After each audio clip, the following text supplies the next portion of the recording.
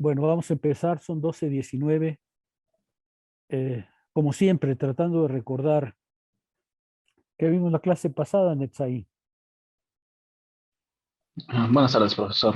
Buenas tardes. En la clase pasada vimos, digamos, desde el texto que empieza con el conocimiento científico que exige entregarse a la vida, o lo que es lo mismo, tener ante sí, a la vida del objeto, ¿no? Tener ante sí, eh, expresar la necesidad interior de él. El pensamiento enfrenta al objeto, ¿no? El pensamiento sale, enfrenta a los objetos y tiene que arriesgarse más allá de sí. Es decir, que el pensamiento no actúa por sí mismo, ¿no? El pensamiento tiene que arriesgarse con el objeto, debe subsumirlo y volver a esa exterioridad, ya que si no existiera esta separación no habría experiencia. Eh, de hecho, la conciencia misma supone decisión, ¿no? Eh, entonces vimos que el pensamiento tiene que enfrentarse al objeto planteándolo como problema, ¿no? También se comentó el ser ahí, ¿no? El Dasein, porque Hegel no es un idealista que crea que solo existe el puro pensamiento, ¿no? Al contrario, piensa que el pensamiento es capaz de hacer la experiencia del objeto y volver así, ¿no? Eh, Porque de esta manera constituye la esencia y la comprensión del objeto, ¿no? Entonces, este es el primer punto, ¿no? El pensamiento tiene que enfrentarse al objeto, tiene que enfrentar otra cosa de él y es capaz de volver así en su reconstitución, ¿no? Eh, También eh, en, en el texto también se mencionó a la sustancia en ella misma como sujeto. De hecho, este tema ya lo habíamos visto, pero también se volvió a retomar un poco, de que la sustancia es el sujeto, ¿no? Entonces, todo ser finito es su propia reflexión en sí, ¿no?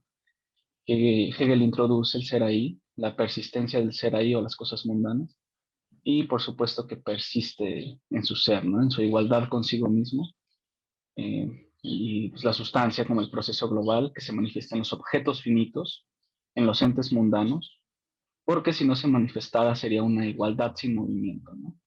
Eh, entonces, también se habló de que un objeto es, digamos, un objeto no se está describiendo como tal, ¿no? Porque todos los objetos tienen vida, pero no son siempre lo mismo, ¿no? O sea, un león no es el mismo, ha cambiado, pero sigue siendo un león, ¿no? Lo que se está haciendo es una abstracción del pensamiento, ¿no? El pensamiento no describe, ¿no? Sino que hace una abstracción. Eh, También se habló de la cualidad, ¿no? La cualidad es una de las categorías de las doctrinas del ser, ¿no? Si yo digo que la flor es roja, la rojez es una cualidad, ¿no? Un rasgo y una determinabilidad que el pensamiento le pone a las cosas. Esta determinabilidad hace que la rosa sea lo que es, ¿no? En el sentido en que la está determinando de cierta manera, ¿no?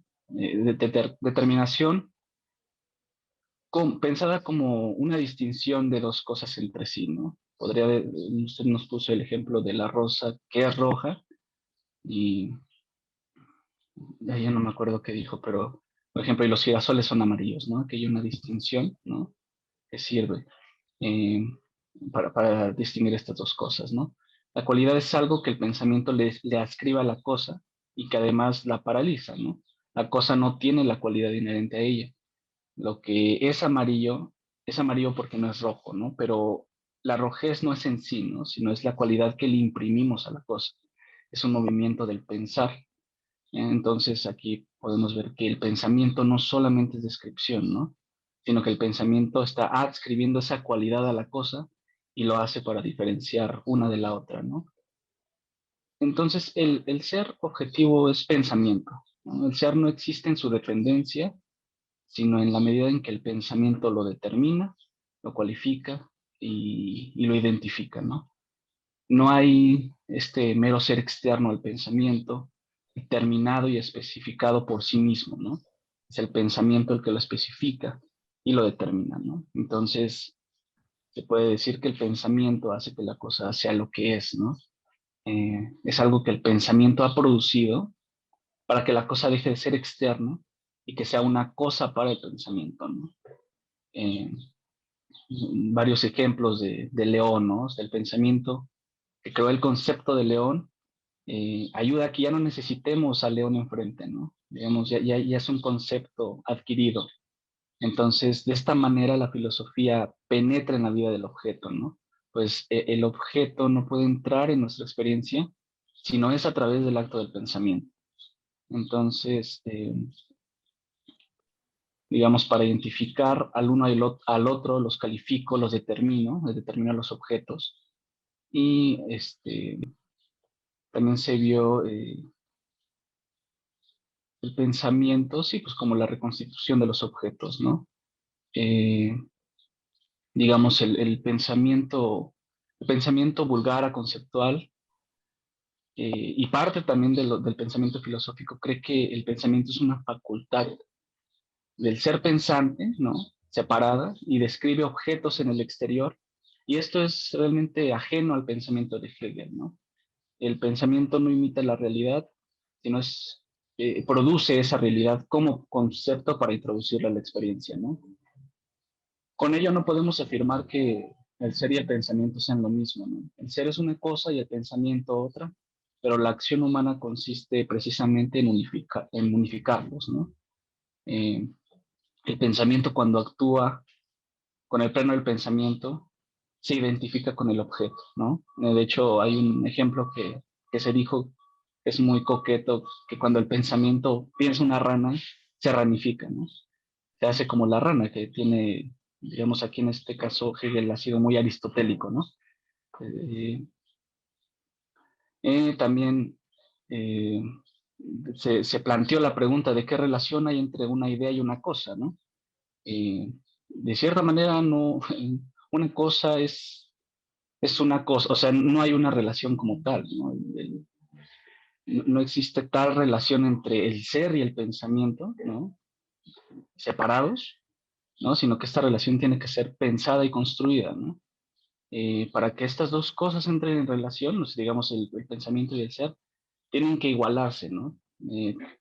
Por eso el pensamiento categoriza a la cosa, ¿no? Una cosa nunca es idéntica a la idea, ¿no? Para que las dos se unifiquen, una de ellas debe ser transformada en el mismo orden y puede entrar ahora transformada en el pensamiento, ¿no? Entonces, digamos que la cosa se debe igualar en el orden del pensamiento, ¿no? Para que haya una relación. Eh, entonces, desde aquí se puede ya pensar en una unidad del pensamiento y el ser, ¿no? No hay nunca la existencia de los objetos pelones, ¿no? Desnudos en el mundo y llegados de la nada, ¿no? Y el pensamiento por otro lado. Siempre hay la unidad, en el caso de apropiarnos del mundo a través del pensamiento, ¿no? Entonces, yo creo que este es uno de los temas que más retomamos, ¿no? La unidad del ser y el pensamiento. La Bien. fenomenología consiste... No, La gracias, gracias. fenomenología... Termina, por favor. Ah, ya, ok. Nada, rápido. La fenomenología consiste en mostrar que ese punto de vista de la conciencia común es real, pero no es la verdad. O sea, en este caso, esta separación, sino que también es mostrar que hay una unidad de ser y pensamiento, porque precisamente todo pertenece a un movimiento global y a la sustancia, ¿no? Y bueno, yo podría agregar eso nada más. Muy bien, Etzai. Se las puso duras a los demás, así que, ¿qué agregaría? Por ejemplo, espérame un momento, Andrés, deja preguntar a los alumnos. Eh, se las puso difícil, Etzai, porque hizo una muy buena presentación, pero ¿qué agregarían? ¿Quién se avienta a agregar algo, a precisar algo, a desarrollar algo? O tomo otra vez involuntarios? A ver, René, Buenas tardes, profesor. buenas tardes. Yo lo que podría decir en torno a lo que comentó el compañero un poco, y también yo lo relacionaría un poco con la dialéctica, es que, en efecto, el pensamiento es consciente de lo real. El objeto y el pensamiento están unidos. Ahora bien, tomando conciencia del objeto, la dialéctica, a través de su fluir, hace su diferencia entre lo falso y lo verdadero, es decir, lo negativo y lo positivo, para reconciliarse en un momento espiritual superior. De modo que el movimiento del pensamiento, acorde con el despliegue racional de los conceptos, que bien pueden ser objetos, da sentido al espíritu. Eso es lo que yo pudiese agregar. Gracias. No estoy seguro de haber comprendido todo bien, pero me parece que en conjunto estoy de acuerdo, René. Diego, Sí, buenas tardes, profesor. ¿Se me escucha? sí, sí te escuchamos. Ok. Creo que también estábamos hablando de que en el pensamiento no hay ideas preconcebidas, ¿no? Como en esta parte de Descartes, de que la idea de Dios no es algo que ya está dentro de nuestra mente, ¿no? Sino que es a través del mismo proceso histórico, de la experiencia de la conciencia que va formando este concepto y no que ya tenemos en esta parte ya la idea de Dios, ¿no? Como si fuera, digamos, pelada, ¿no? Que es censurada en el mundo. Me parece también de que el pensamiento, tanto en su sentido conceptual, que entendemos las cosas y las cosas mundanas, por así decirlo, el mismo pensamiento vincula esas concepciones para darnos la realidad efectiva. En ese caso, pues sí, decíamos, ¿no? Que el ser humano se va humanizando, por así mencionar, se hace a sí mismo y no por cosa de un ser, ¿no? Omnipresente que nos va diciendo las cosas o que se va haciendo así.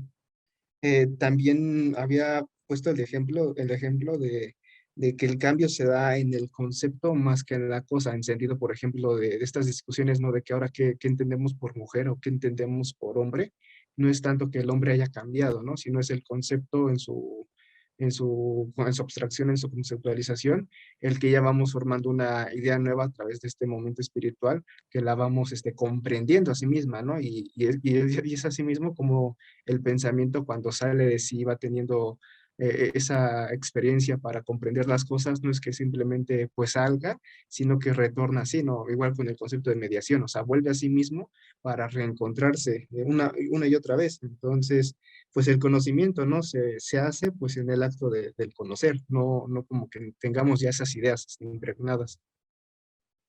Tienes razón, Diego, nada más quizá precisaría que en el caso, por ejemplo, del hombre o de la mujer, está cambiando el concepto y está cambiando también el objeto, ¿no es cierto? Es decir, lo que hace el pensamiento es recoger la experiencia que está dándose también en el mundo, ¿no? También está dándose esa experiencia, por eso nuestro concepto está cambiando, ¿no es cierto? Yo soy mucho más viejo que ustedes y he visto ya enormes transformaciones en el concepto de lo que podríamos llamar un hombre o una mujer, ¿no es cierto? A ver, André. Sí, bueno, no sé si van a seguir participando los compañeros, pero bueno, en todo caso igual traigo a colación algo que me parece que no se ha mencionado o de repente no se le ha dado mucho espacio, que es respecto al idealismo, ¿no? Al idealismo de Hegel. Justo se mencionaba que el empirismo era el dogmatismo de la certeza de sí mismo o de la inmediatez, ¿no? Y justamente Hegel menciona en la enciclopedia que el idealismo, digo, que toda filosofía es eminentemente idealismo en tanto que parte de negar lo inmediato, ¿no? O sea, de negar lo inmediato como lo verdadero, ¿no? Y lo verdadero sería más bien el pensamiento, que se apropia del objeto a través del movimiento de las categorías, ¿no? Y justamente también se mencionaba pues que, o sea, esta carga de inmediatez no solo está en el empirismo, ¿no? Sino también incluso en las filosofías que hablan de lo a priori, ¿no? Porque ya dar de antemano pues asentado ciertas estructuras del pensamiento, ciertas facultades, ¿no?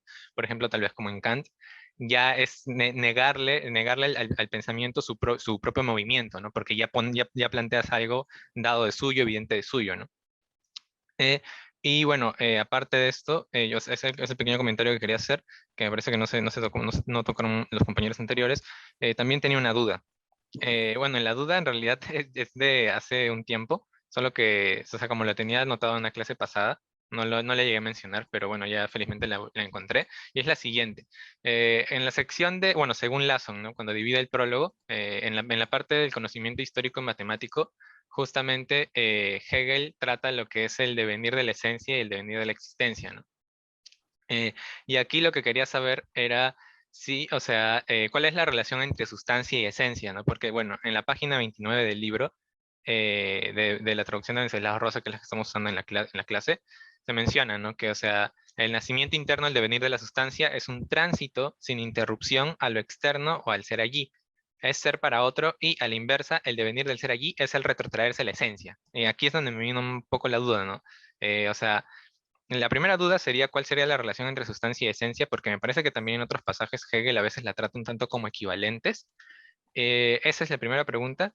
Y la segunda pregunta sería si, digamos, las distinciones conceptuales son, o sea, o mejor dicho, el usar indistintamente, tal vez, bueno, en algunos pasajes, ¿no? Sustancia y esencia, es como con un fin meramente propedéutico, o realmente son equivalentes, ¿no? O sea, o cuál sería, por ejemplo, su tratamiento en la lógica, que me parece que esos conceptos son desplegados de una manera más precisa, ¿no? Esas serían mis dos dudas. A ver, la segunda duda no estoy seguro de haberla comprendido, pero la primera es la diferencia entre sustancia y esencia. En la doctrina de la esencia, que es el segundo apartado, la segunda gran parte de la lógica, la sustancia aparece como categoría.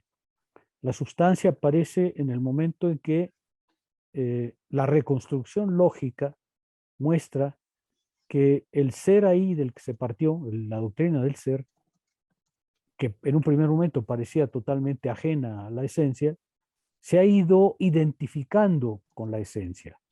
Es decir, en la medida en que el ser es comprendido en el mecanismo esencial que lo hace ser, esa inscripción del ser en el mecanismo esencial que lo hace ser, lo lleva a la sustancia, nos lleva a la sustancia. La sustancia es el momento en que dentro de la doctrina de la esencia se comprende que en realidad la verdad es la unidad del ser con su esencia, la unidad del ser con el proceso que lo ha hecho llegar a ser. Pues la sustancia, desde ese punto de vista, la sustancia es, por así decirlo, yo no diría que la coronación, porque en la lógica el apartado global se llama el absoluto, no se llama la sustancia. El apartado con que concluye la doctrina de la esencia se llama absoluto. Y dentro de lo absoluto aparece la sustancia como el coronamiento. La sustancia es el momento en que ya llegamos a la unidad de ser y pensamiento que Hegel llama realidad efectiva. La sustancia es el momento en que el ser ha quedado completamente absorbido en el movimiento conceptual que lo hace ser y entonces se muestra como la unidad del ser con su esencia, es decir, con su sustancia. De manera que la relación que existe entre ambos es que eh, la sustancia es un momento de la esencia, pero es en cierto modo su coronamiento, ¿no? Por eso es que Hegel probablemente lo puede utilizar como casi como sinónimos. Eh, la esencia misma es el mecanismo global. La sustancia es el coronamiento de ese mecanismo. Es cuando llegamos a la Wirklichkeit, a la realidad efectiva, a la realidad que ahora tiene enteramente la inteligibilidad en ella. Entonces aparece la sustancia. Hegel, por ejemplo, la atribuye a Spinoza, porque justamente lo que Spinoza ha dicho es todo lo que existe es la unidad de extensión y pensamiento, ¿no? Extensión y reflexión. De manera que Hegel lo atribuye a la sustancia, a la noción de sustancia a Spinoza, con las modificaciones que desde luego Hegel le ha introducido, ¿no? Pero esa es la relación que se puede dibujar. La otra pregunta no sé cuál fue porque me pareció que era la misma. Ah, sí, bueno, era una pregunta más general, ¿no? Que era sí, o sea, bueno, no sé si plantearla así, pero bueno, ya secas, sería, o sea, claro, bueno, pero si ya quedó clara esta distinción, ¿no? Pero en general igual me quedó la duda, es, o sea, Hegel, ¿qué tan preciso, ¿no? Es en el prólogo, con los conceptos? O sea, ¿qué tan riguroso es con los conceptos en el prólogo? Esa es la duda que tengo. O sea, si a veces lo usa con un afán meramente propedéutico o si en realidad ya nos está mostrando No, eso. a ver, yo tengo la impresión, bueno, primer comentario, Hegel suele ser extraordinariamente preciso en el manejo de conceptos, ¿eh? No sé en este caso, porque me sería imposible saber así de bote pronto, si en 1806 tiene ya tan clara la noción de sustancia y esencia que aparecen en la lógica 6 años después, ¿no? Yo personalmente soy de la idea de que Hegel suele ser muy cuidadoso con los términos. Me parece que la explicación que daba al principio digamos, permite en cierto modo comprender la cosa, ¿no? Sustancia y esencia son en la lógica dos categorías distintas, por decirlo así, ¿no? La esencia es un mecanismo completo que incluye desde la reflexión hasta la sustancia. Todo eso es la doctrina de la esencia. Pero en cierto modo, la sustancia es el coronamiento de todo ese proceso, de manera que en cierto modo se pueden usar como equivalentes. Yo sospecho que en la época de la fenomenología, pues Hegel lo ve así. Probablemente ya en el momento de la lógica su separación sea más nítida, pero pues yo tendería a hacer esa respuesta, André. Héctor, Muchas gracias, profesor. Y me quedo gracias a ti. Sí, de hecho, justamente esos conceptos que luego da Hegel, ¿no? De lo concreto y lo abstracto, ya en el terreno del conocimiento. Una vez que el objeto llega a parecerle como externo, se lo apropia y se reconcilia, ¿no? Es la reconciliación entre lo pensado y lo pensante. Y justamente también capta lo que es capta lo que es lo concreto en el momento del conocimiento. No sé cómo viene definiendo Hegel lo concreto, ¿no? Como aquella interconexión dialéctica en la sociedad que se descompone en partes, no sé. Un concepto, por ejemplo, de belleza se entendería también justamente en el momento ya del conocimiento, que es producto de lo que es todo un proceso histórico, ¿no? Toda una construcción de la sociedad que ha venido definiendo que ha venido definiendo lo que es la belleza y dejando toda esa atracción, ¿no? Como parte de un momento previo a lo concreto, tener que entender algo como bello en determinado momento, pero ya captando lo que es concreto, pues entendemos, ¿no? Justamente este canon de belleza que tenemos occidental en la actualidad, pues es producto y entendemos que es producto de un proceso histórico, que no es algo meramente dado de la nada o que aparece de la nada, es toda una interconexión en la sociedad. Ahí lo... Sí, gracias, Héctor. Alfonso. Sí, doctor, yo quería como complementar un poco a la duda que tenía André, que me parece que para responder un poco, pues habría que, o cuando menos una lectura que a mí me sirvió mucho es leer el prólogo que hace Valls a la Enciclopedia de las Ciencias Filosóficas, ¿no? En donde dice que, o sea, estoy de acuerdo con usted en el sentido de que Hegel es muy preciso en los conceptos, totalmente de acuerdo, pero sí me parece que todavía no lo tiene completamente comprendido al 100%, porque incluso en la Enciclopedia de las Ciencias Filosóficas hay cosas que todavía cambian en términos de sustancia y etcétera, que ya en la lógica las termina de hacer completamente nítidas y completamente comprensibles, o al menos a eso es lo que me dejó en claro un poco el prólogo y un poco como este análisis que hacen directamente en la enciclopedia, que es el texto siguiente a la fenomenología.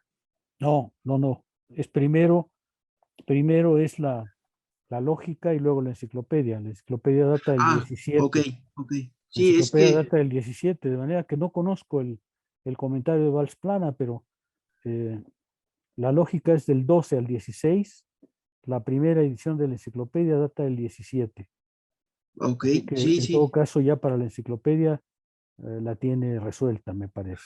En fin, sí. yo no quisiera volver a ese punto porque es un punto filológico que no estoy seguro de poder responder con No, detalle. no, es que a mí también, ahorita con lo que planteó, creo que ya me aclaro un poco más. Yo pensé que primero había escrito la enciclopedia, porque obviamente como es este tema ya para explicar, pero sí, o sea, si la lógica es antes, pues obviamente ya lo que explica en la enciclopedia, pues ya está totalmente, Así es. digamos, acabado, ¿no? Lo único que no está acabado es la filosofía de la naturaleza, pero eso nunca lo acaba.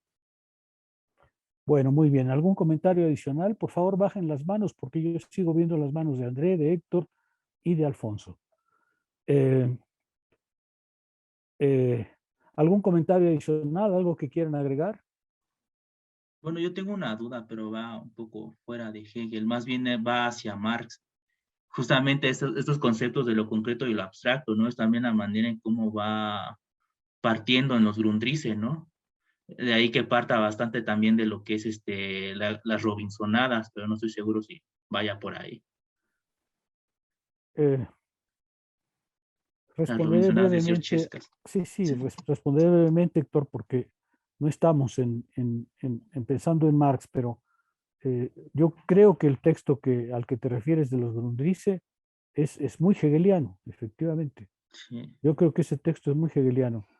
Las Robinsonadas me parece otra cosa distinta, pero el texto al que seguramente te refieres, el que se llama El método de la economía política, contenido en los Grundrisse, es un texto perfectamente hegeliano, que se comprende muy bien, a mi juicio, desde el punto de vista de Hegel. Eso sí. Bueno, ¿algún comentario adicional? No. Gracias. Bueno, vamos al texto. Justamente nos habíamos quedado en el punto que rememoraba André, me parece. Hegel dice, la ciencia no es aquel idealismo que en vez de ser dogmatismo de la afirmación, se presenta como un dogmatismo de la seguridad o un dogmatismo de la certeza de sí mismo, sino que por cuanto que el saber se ve contenido, que el saber ve el contenido retornar a su propia interioridad, su actividad se sumerge más bien en este contenido. Bueno, lo que yo quiero detenerme es un poco en este término de idealismo, porque es muy importante para que les quede más claro la originalidad de Hegel. En efecto, Hegel dice en la enciclopedia que toda filosofía que se respete, es un idealismo. ¿Por qué? Porque la filosofía verdadera, dice Hegel, es aquella que empieza por negar la inmediatez de las cosas. Toda filosofía que se respete afirma que la verdad no está en las cosas, no está en el ser pelón, sino está en el pensamiento. Y en ese sentido, para Hegel, toda filosofía que no afirme esto no es filosofía. Es decir, toda verdadera filosofía es idealismo, porque la verdadera filosofía sabe que las cosas cambiantes, las cosas móviles, las cosas inmediatas y fugitivas no son la verdad. De ahí el enorme respeto que le tiene Hegel a Platón, porque Platón sería el primero que afirmó claramente esto. No son las cosas inmediatas, la verdad está en otra parte. Independientemente de donde la coloquen, la verdad está en otra parte. Ese es el idealismo. Pero hay de idealismos a idealismos. Cuando Hegel dice que hay un idealismo de la certeza de sí mismo, probablemente está pensando en Fichte, ¿no? Que está diciendo, pues es que el yo igual a yo, el yo que se sabe y que pone al otro, es el idealismo completo. Y Hegel diría, no, porque le falta justamente la parte de la objetividad. El idealismo de Kant, por ejemplo, que afirmaría la verdad está en el pensamiento, pero no toca a las cosas, sería para Hegel un idealismo también, pero un idealismo subjetivo, como le llama muchas veces, porque hace descansar la verdad en uno de los polos, en el polo del entendimiento. De ahí que la afirmación con la que se suele caracterizar a Hegel es la de idealismo absoluto. ¿Qué quiere decir absoluto? Primero hay que reconocer que esta expresión Hegel la usa muy poco, para referirse a sí mismo. Más bien la usamos para tratar de diferenciarlo de otros idealismos que critica. Idealismo absoluto quiere decir que con Hegel efectivamente se afirma, o más bien se niega la inmediatez del ser, pero no para poner la verdad en una parte distinta de él, sino para introducir al ser y al pensamiento en la unidad. Y por eso es absoluto. Porque si una filosofía comprende todo lo que es y todo lo que es pensado, pues ya no hay más que pensar, o sea, ya está todo. Exactamente igual que en la sustancia de Spinoza, la extensión y el pensamiento recubren toda realidad accesible al ser humano, por lo menos, pues aquí igual, o sea, una vez, si ustedes lograran una unidad de lo pensado y lo real, lo concreto, pues entonces ya tendrían todo, ya no faltaría nada. Sería, por tanto, absoluto. El idealismo de Hegel suele ser descrito como idealismo absoluto, aunque como les digo entre paréntesis, él usa poco esa expresión, sí la usa, pero poco referida a sí mismo, se comprende bien porque lo que Hegel rechaza es que hay diferentes idealismos. No es difícil negar a la inmediatez la verdad, pero eso no acaba las cosas. No basta con decir lo inmediato no es lo verdadero. Ahora hay que ver dónde se coloca lo verdadero, ¿no es cierto? Y en Hegel se coloca justamente, como hemos visto ya una y otra vez, se coloca en la unidad del ser y pensamiento. Y por eso es absoluto, porque no deja fuera de sí ninguna otra cosa. Todo lo que es se despliega en esta unidad y por tanto es absoluta. Absoluta en el sentido de que exactamente igual que el ser parmenidiano, pues no tiene exterior, no tiene otra cosa, es lo que es, porque ahí está contenido todo ser y todo ser pensado, todo pensamiento y todo ser que es pensado. ¿De acuerdo? Esa es la... El profesor, disculpe que la interrumpa, ¿me puede volver a repetir qué es el término absoluto para Hegel? Es que como que se fue mi internet y no escuché bien, por Absoluto favor. quiere decir que a diferencia de otros idealismos que le retiran la verdad a las cosas, pero se la ponen al yo o al entendimiento, o directamente como el empirismo no sería un idealismo para Hegel, pero eh, exactamente igual que otros idealismos, que le retiran la verdad al ser, pero la colocan en otra parte, para Hegel la verdad incluye al ser y al pensamiento. Y como incluye al ser y al pensamiento, es absoluto. Es un idealismo, porque afirma que la verdad está en el pensamiento, pero es absoluto, porque afirma que la verdad no está solo en el pensamiento, sino en la unidad del ser y del pensamiento. Y por tanto, incluye en él todo lo que es pensable y objetivamente encontrable, pues por decirlo así. En ese sentido es absoluto. ¿Sí queda claro? Sí, profesor, gracias. ¿Por qué lo introduje? Porque en este párrafo justamente Hegel dice, el idealismo es la verdadera filosofía, pero hay de idealismos a idealismos. Hay idealismos como el de Kant que colocan la verdad en las estructuras del entendimiento. Hay idealismos como los de Fichte que colocan la verdad únicamente en el plano del yo. Hay idealismos como el de Schelling que coloca la verdad en el absoluto, pero el absoluto ha vuelto el Internet. ¿Me están escuchando? Termino entonces. ¿Por qué introducir la idea de idealismo absoluto? Para tratar de diferenciar a Hegel de los idealismos con los que se está tratando de separar. Claro que la filosofía verdadera es idealista, pero hay muchas posiciones idealistas. Hay muchas posiciones que negándole la verdad al ser, colocan la verdad en otra parte. Hegel coloca la verdad en la unidad del ser y del pensamiento. Y si hay unidad del ser y del pensamiento, no queda nada más. Es absoluto. ¿Sí? Sebastián. Sí, profesor. Este idealismo absoluto, a su vez, sería también un idealismo incondicionado. Lo digo porque, bueno, revisé algún texto y de usted donde justamente habla de lo absoluto y también de cómo me parece que usted habla de saber absoluto y que dice que precisamente es incondicionado porque no requiere de alguna otra condición para que se dé.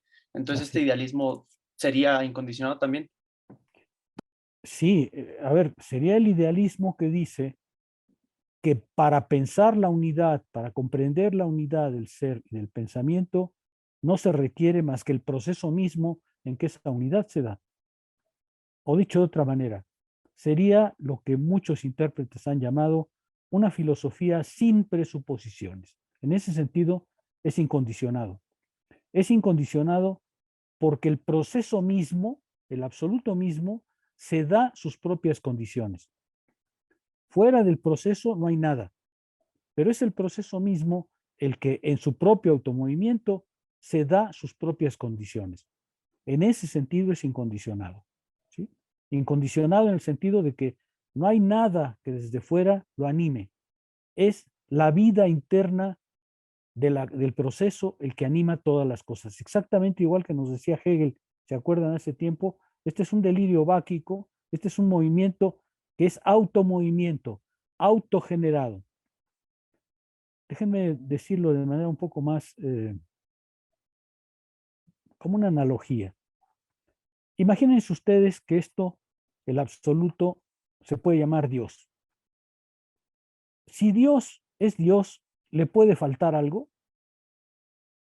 Por ejemplo, si Dios es Dios, ¿le puede faltar el diablo? Si a Dios le faltara el diablo, ¿cómo qué parte de la humanidad le faltaría? La parte contraria no puede hacer falta porque tiene que tener su contrario por fuerza, según dice Hegel, para tener el proceso dialéctico completo, tiene que haber el contrario de de una cosa, vaya, por ponerlo de alguna manera. Bueno, pero yo me refería a algo más terrenal. Supongamos que el mal y los malos no están en Dios, porque son el diablo. ¿Cómo qué le faltaría a Dios? Pues como el 99% de la humanidad, ¿no? Más o menos. Estaría la Madre Teresa, estaría probablemente yo y poco más. Dios no puede, si es el absoluto, Dios no puede excluir nada, porque es Dios. Si a Dios le falta algo, pues entonces ya no puede ser Dios. Será lo que quieran, pero no puede, y no puede haber dos dioses, porque si fueran dos dioses, como dice Spinoza, pues entonces uno sería el carente del otro y el otro sería el carente del uno. Ese es el absoluto. El absoluto es un concepto, por supuesto, ¿eh? No esperen a encontrárselo alguna vez. El absoluto es un concepto que dice el proceso es autogenerado, encuentra su propio movimiento en sí mismo y no requiere nada más. Exactamente igual que hoy un científico diría, la naturaleza es su propio desarrollo y no requiere a Dios para comprenderse. ¿Sí queda claro? A ver, Mario, una pregunta. Mario. Sí, sí, doctor. Más que pregunta, si pudiera detenerse un poco más, mencionó a bien esta ontología de Parmenidia, cuando pues sabemos que en el fragmento 3 dice Parménides, pues pensar y ser son lo mismo. Pues pensar y ser son lo mismo. Y aquí nos está hablando usted con Hegel de pensar y ser, pero parece que no es como lo mismo, ¿verdad? Que son como órdenes Totalmente. distintos, pero que sí necesitan encontrarse uno al otro. Pero también luego vemos en la propia historia de la filosofía como que filosofías del puro ser o filosofías del puro pensamiento. Y creo que Hegel no está como identificándolos, tampoco está viéndolos como separados, pero si se pudiera tener un poco más en esta relación que parece complicada, ¿no? Porque ya hablar solo del ser es complicado, hablar solo del pensamiento es complicado, o identificarlos es complicado, pero que parece que con Hegel los diferencia, medio los encuentra y por ahí si nos pudiera dar más luz. Eh, lamentablemente no estuviste en la clase pasada y por lo que veo Yared no la ha subido porque justamente lo que discutíamos la ocasión anterior es eso, ¿no? Cuando Hegel dice que su idealismo es absoluto, lo que está diciendo, a diferencia de Parménides, es que en él está el ser, el no ser, el pensamiento y todo eso en una unidad. Por eso es absoluto. En él está no solamente el ser, Parménides diría el ser es y el no ser no es pensable, ni siquiera es pensable. Para Parménides ser y pensamiento son lo mismo, pero el pensamiento no puede pensar el ser. Hegel diría, en mi idealismo, el ser, el no ser y el pensamiento están unidos en un único movimiento. Déjenme darles una metáfora que también he usado en algunas clases para, para ver si comprenden lo que estoy tratando de decir como absoluto. ¿A ustedes les gustan las luchas libres, la lucha libre? Sí, sí, sí. ¿no? A mí también me gustaba mucho cuando era pequeño y cuando era pequeño yo la lucha libre la pasaban en televisión. Eh, era muy peligroso porque todos los niños que veíamos las luchas en televisión, después las ejercíamos en nuestras camas, con el resultado de que entre nosotros sí había fracturas, sí había brazos quebrados, en fin. Por eso las retiraron de la televisión, porque los niños solían imitar a los luchadores y el resultado era catastrófico. Bueno, todo esto para decirles, en mi época había dos luchadores, que además hoy seguramente se reproducen con otros nombres, que eran los extremos, las antítesis. Estaba el santo por un lado. Al santo sí lo deben conocer porque hubo muchas películas de él, ¿no? El santo era el hombre de blanco, impecable, bueno, correcto, ¿no es cierto? Incapaz de hacer una triquiñuela, siempre del lado del bien, ¿no es verdad? Pero frente a él, en mi época, había otro luchador que se llamaba el Cavernario Galindo. El nombre Cavernario Galindo le venía muy bien porque era justamente la antítesis del santo. El Cavernario Galindo era un hombre salvaje, era un prehombre, ¿no? El Cavernario Galindo usaba una melena gigantesca, gigantesca, gigantesca. Subía al ring con un calzón que estaba hecho de piel de leopardo, ¿sí? Porque claro, pues era un prehombre, era un hombre primitivo. Por supuesto que él no sabía de reglas, él era tramposo, astuto, mañoso, violento, ¿no es cierto? Y entonces, claro, las luchas, digamos, ¿cómo decirlo? El combate universal era el día que peleaban o que luchaban el santo contra el Cavernario Galindo, o sea, el bien contra el mal, lo correcto contra lo incorrecto, la civilización contra el incivilizado, el bueno contra el incapaz de la bondad, ¿no es cierto? Entonces, en mi época, la lucha entre el santo y el Cavernario Galindo era una lucha cósmica, digamos. Pasaba en la arena Coliseo, pero en realidad se desarrollaba en el cosmos. ¿Sí? ¿Está claro? Esa era la lucha. Ahora, ¿qué es Hegel? Hegel dice, mire, si tú tomas al santo solamente, pues nunca podrás ver qué tan bueno es y qué tan técnico es, porque para ser necesita el Cavernario Galindo. El bueno no puede realmente ser bueno si no es identificable como bueno, si no tiene frente a sí al malo, al rudo, al incivilizado, ¿no es cierto? Así que tomado aisladamente, el santo no es.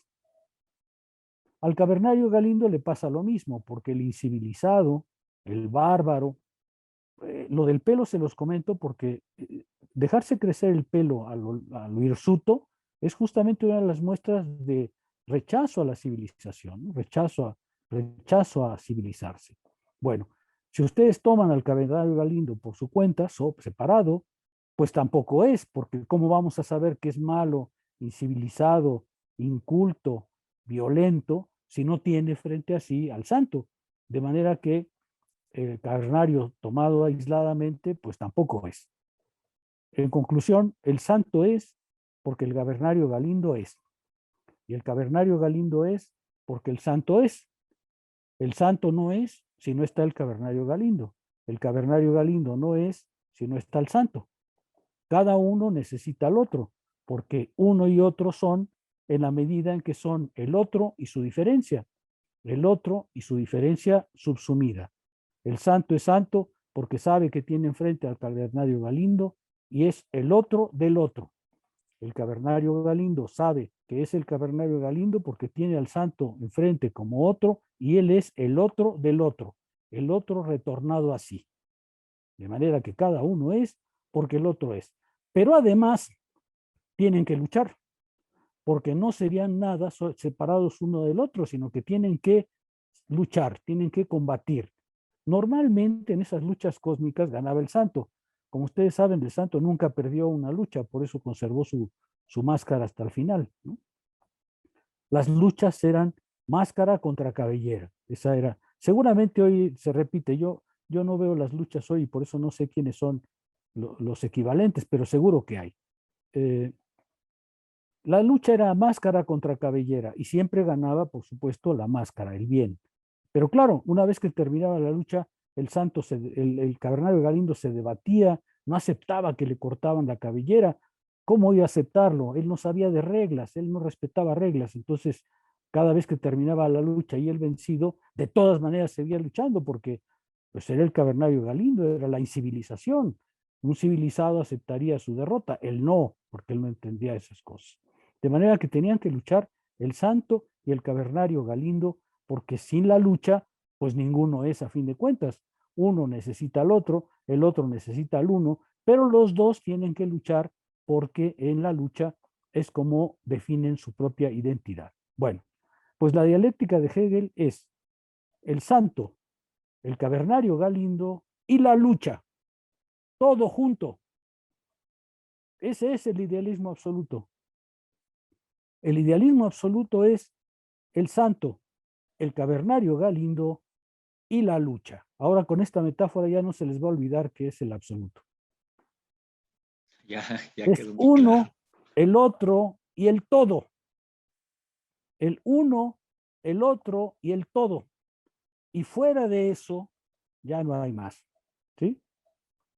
Es el uno, el otro y la unidad del conflicto. El ser, el no ser, su diferencia y su identidad. Por eso Hegel dice que su filosofía es la unidad de la identidad y de la diferencia, las dos cosas juntas. De manera que no queda otra cosa que el proceso mismo de la lucha. En la lucha, el cavernario era el cavernario, el santo era el santo, y todos sabíamos que esa lucha cósmica se iba a resolver en el Rin. ¿Queda un poco más claro? Sí, Vean, sí, sí. el Quedó muy santo bien. por sí mismo no es. El cavernario Galindo por sí mismo no es. Son uno por el otro, pero además deben luchar. ¿Qué es la filosofía de Hegel? El santo, el cavernario Galindo y la lucha. Y la lucha, ¿sí? Ni uno, ni otro, ni los dos separados. El uno, el otro y su combate. ¿Ahora sí queda más claro? Ese es el absoluto. ¿Ok? No sé, seguramente ustedes, si les gustan las luchas, harán el equivalente, pero pues eso es la filosofía de Hegel. El santo, el cavernario Galindo y la lucha. Todo junto. ¿Ok? Ahora sí ya está más claro. Ese es el idealismo que Hegel reivindica. Hay otros idealismos que eligen al ser, al pensamiento, al yo, al absoluto, pero Hegel dice que el suyo en particular es aquello que unifica en la diferencia todos esos momentos, en la diferencia, no en la unidad de separados. Eso es lo que importa cuando subrayo el término lucha, no en la unidad de separados, sino en la relación que crea al uno y al otro. Es la lucha la que crea al santo, la que crea al cavernario Galindo, que los hace ser lo que son, que los identifica. ¿Sí? Claro, la metáfora tiene el límite de que el santo parece ser una cosa y el cavernario Galindo es ser otra. En realidad, solo son por la lucha. ¿De acuerdo? Es la lucha la que hace que uno sea una cosa, otro sea otra cosa, y se muestre en ese combate que les digo que era cósmico, porque era el bien contra el mal. En ese combate se resolvía esa oposición. ¿Ok? ¿Están de acuerdo? A ver, por favor respóndanme porque me queda un poco la duda de si todo ha quedado claro. Sí, Profe, ha todo claro. quedado muy Sí, claro profesor, todo claro. con el ejemplo, ¿no? ¿Sí? Bueno.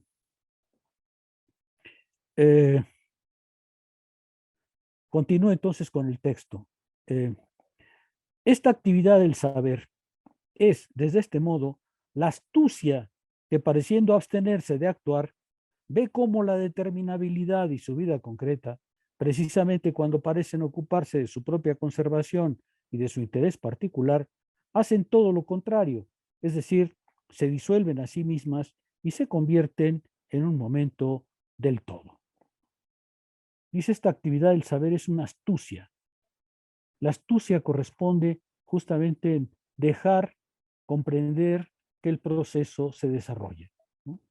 Parece, dice Hegel, cuando les digo que no metan su cuchara en el proceso, parece que les estoy diciendo no hagan nada, pero no es eso. Es la astucia de saber que el proceso se desenvuelve por sí mismo. el conocimiento es, como diría Spinoza, un autómata espiritual. Es decir, una vez que el conocimiento, el pensamiento en el conocer se pone en marcha, él avanza por sí mismo, él avanza por su propio impulso. ¿Sí? Parecería que el individuo no hace nada, dice Hegel, pero esta es una astucia, es la astucia de saber que sin meter nuestro punto de vista particular y finito, el proceso se va a desenvolver. El pensamiento es, dice Spinoza, un autómata espiritual. A mí la expresión me gusta mucho porque autómata espiritual quiere decir, como afirma Spinoza, que una vez que el pensamiento empieza a funcionar, él ya tiene su propio impulso. ¿Sí? La conciencia tiene relativamente poco que ver con eso, porque ustedes lo habrán visto en este curso. Una vez que se empieza a comprender, la comprensión comprende, y la comprensión comprende por sí misma. La comprensión comprende y ella avanza con su propio impulso. Se comprende cada día más. Se comprende cada vez en un movimiento en el que la conciencia individual, cualquiera que sean sus puntos de vista o sus resistencias, no puede frenar ese movimiento. ¿Sí se ve? Para Hegel el conocimiento tiene ese impulso dentro de sí, el pensamiento tiene ese impulso dentro de sí que arrastra literalmente a la conciencia. Esa es la astucia de la que está hablando aquí. ¿Sí está claro? Bueno, vamos a avanzar. A mí, como a la única que veo es a Eli, a Elizabeth. Y si ella dice que sí, pues ya, todos, es como si todos dijeran que sí, de manera que a lo mejor se hagan presentes para que equilibren un poco la cosa. A ver,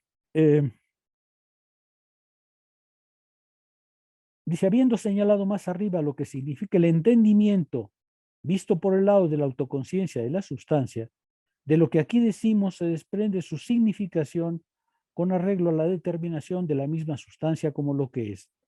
El ser ahí es cualidad, determinabilidad igual a sí misma o simplicidad determinada, pensamiento determinado. Esto es el entendimiento del ser ahí. Es decir, el ser ahí es efectivamente, como nos decía previamente, simplicidad. Pero es una simplicidad que ha sido puesta por el pensamiento. La cosa misma, el león mismo, pues ese cambia todos los días, ¿no? A veces se come a la mamá de Bambi, a veces no encuentra nada que comer, ¿no es cierto? A veces se pelea con otro león y entonces el otro león le gana y mata a sus hijos. O sea, el león vive, es decir, tiene movimiento. De manera que cuando nosotros decimos es león y esa es su cualidad, está determinado por ciertas cualidades, lo que estamos haciendo es efectivamente deteniendo, paralizando el proceso para que el pensamiento haga justamente esa aprehensión de objeto. Pues eso es exactamente lo que dice Hegel en este texto todavía, es el entendimiento. Después va a introducir la idea de razón. Dice, es de este modo el nous, ¿no? El que ¿se acuerdan que Anaxágoras escribe un libro y que Sócrates dice un día, oí decir a alguien que Anaxágoras publicó un libro en el que dice que el nous domina el mundo. Y entonces, dice Sócrates, corría a comprar el libro, ¿no? Bueno, en fin, el libro debía ser como una hoja, ¿no? Más o menos, porque los libros antiguos no eran como la fenomenología del espíritu, de 300 páginas, ¿no? Eso, ni Anaxágoras ni nadie, salvo Aristóteles y Platón, que ya es otra cosa, escribían libros de ese tamaño, ¿no? Seguramente los primeros libros eran poco más que una hoja o 2 o 3, cuando mucho. Tanto así que según Sócrates le costó una dracma, que en esa época pues no era nada, ¿no? De manera que Sócrates se decepciona, como ustedes saben, pero lo importante para él es que escuchó por primera vez a alguien que dijo, la razón, el nous, domina el mundo, ¿no? Y este fue Anaxágoras. Posteriormente se concibió la naturaleza del ser ahí de un modo más determinado como eidos o idea, es decir, es Platón obviamente, ¿no? Es decir, como universalidad determinada, como especie. Es decir, se consideró que la verdad, cuando Anaxágoras dice que el nous domina el mundo, lo que está diciendo es la verdad del ser está en el nous. Cuando Platón dice la verdad está en la idea, está diciendo justamente lo verdaderamente verdadero es la idea. Esa es la verdad verdadera y no las cosas cambiantes. Pero esas cosas, esa verdad verdadera es la que determina al ser tal como es, ¿no es cierto? Y luego aparece la idea de especie, dice que seguramente está pensando en Aristóteles, ¿no? La palabra especie parecerá tal vez demasiado vulgar y pobre para referirse a las ideas, a lo bello, lo sagrado y lo eterno que tantos estragos causan en nuestra época. Cuando dice Hegel de los estragos es porque se acuerdan que dice, hay filosofías que quieren ser edificantes, ¿no? Y entonces les tiran en el suelo de lo bello, lo sagrado, lo eterno, ¿no? Y con eso los duermen y dejan de pensar. Esas filosofías, dice, causan mucho daño porque a la filosofía le retiran el esfuerzo racional para convertirlo en un esfuerzo de la sensibilidad, de la intuición, de la emoción, ¿sí? Pero en realidad la idea no expresa ni más ni menos que la especie, la idea. Seguramente Hegel ya tiene en mente, puesto que estamos hablando de eso, seguramente Hegel ya tiene en mente la idea de idea, que para él es un concepto extremadamente importante. Como ustedes recuerdan, la lógica termina en la idea, en la idea. La idea para Hegel es efectivamente lo que culmina el proceso del pensar lógico, ¿no? La idea es ahora sí el resumen de la totalidad, no solamente del ser y de la esencia, sino del concepto mismo. No me hagan entrar en ese punto porque es un tema distinto. Lo que pasa es que aquí ya introduce la idea de idea. Pero en la actualidad solemos encontrarnos con que se desprecia y realiza una expresión que designa un concepto de un modo determinado en favor de otra que, sin duda por estar tomada de una lengua extranjera, envuelve el concepto en entidades nebulosas y le da con ello una resonancia más edificante. No sé a quién se refiere con este término, y he buscado por todos los comentaristas y nadie parece saber a qué se refiere con ese término traído de otra parte que rechaza la idea de especie. Pero dice Hegel, la especie, tal como la entiende efectivamente la filosofía antigua, es en realidad la idea. Es la idea, es aquello que le da al ser su determinabilidad y que lo incluye. Precisamente por determinarse como especie, es el ser ahí un pensamiento simple. El nous, la simplicidad, es la substancia. Es decir, es justamente por determinarse como especie que el ser ahí, que el ser finito, es determinado, ahora sí, como substancia. Y su simplicidad o igualdad consigo mismo lo hacen aparecer como algo fijo y permanente. Pero esta igualdad consigo mismo es también precisamente por ello negatividad y de este modo pasa aquel ser ahí fijo a su disolución. Esta parte es complicada porque lo que Hegel está diciéndonos es prácticamente en resumen lo que va a ser la doctrina del ser. En la doctrina del ser, el pensamiento efectivamente identifica al ser ahí, lo determina, le pone cualidades. Pero luego inmediatamente encuentra que al determinarlo debe incluir a su otro. Y justamente como incluye a su otro como parte de su determinación, ese ser ahí se disuelve y se convierte en devenir. Es decir, lo que está diciendo Hegel es, el pensamiento empieza por determinar algo, pero luego cuando intenta determinarlo se da cuenta que también necesita en la determinación a su otro.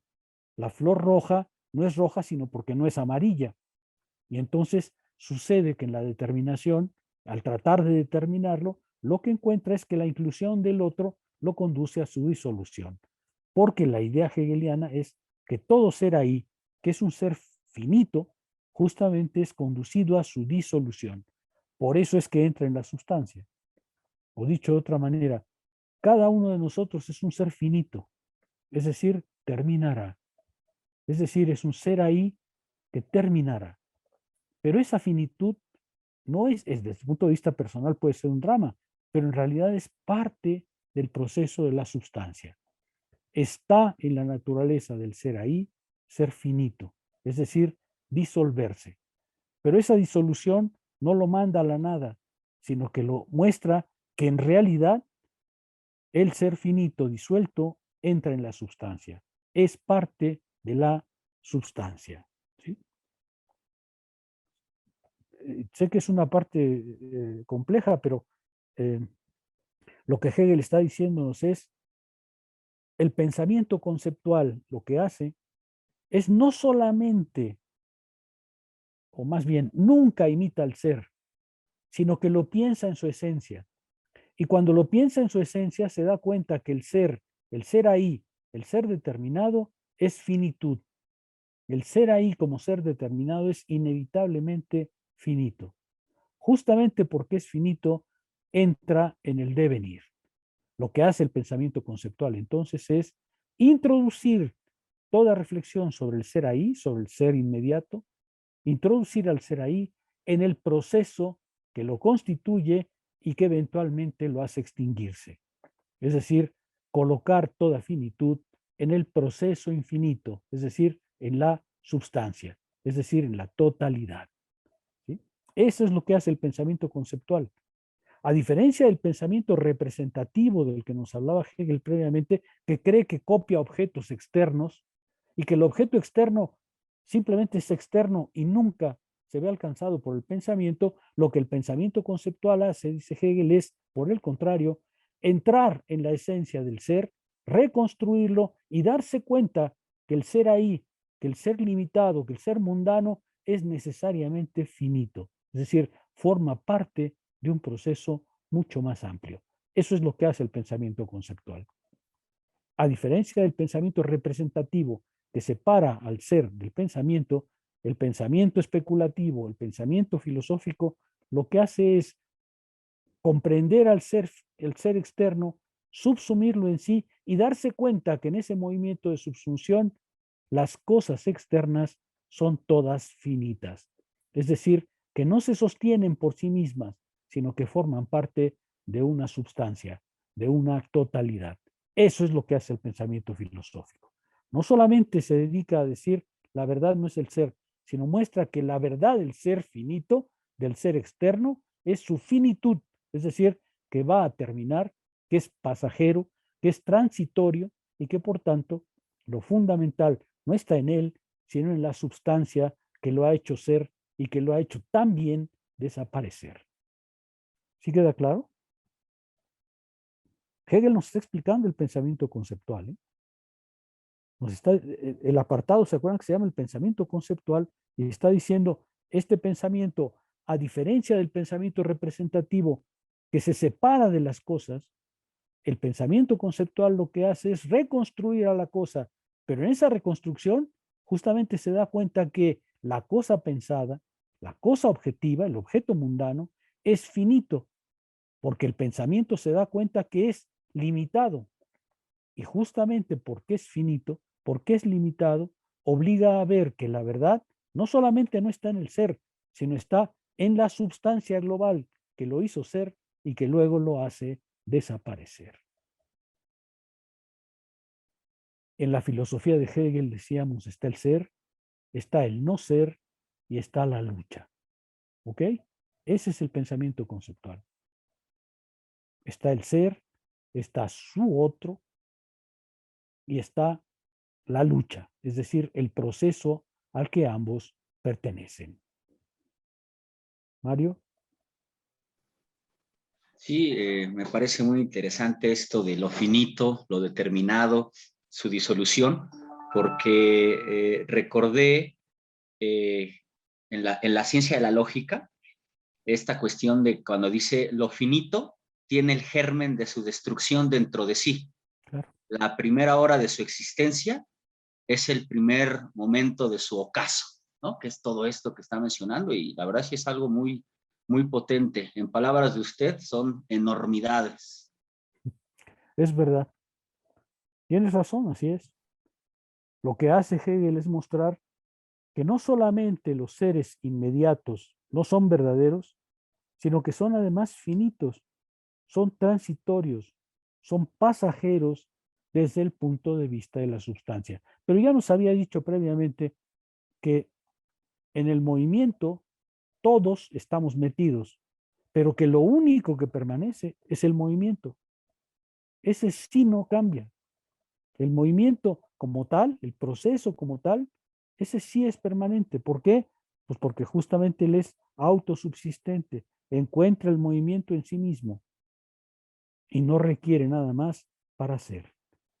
Lo que Hegel está dibujando, pues, es una comprensión del mundo extremadamente interesante. Está diciendo, todos los seres del mundo, los seres mundanos, no son verdaderos. Ahí es donde empieza la filosofía. Pero además hay que mostrar que son finitos, es decir, transitorios, es decir, pasajeros. Porque esa finitud, porque esa transitoriedad es exactamente la que hace que podamos afirmar que la verdad no está en ellos, sino en la sustancia.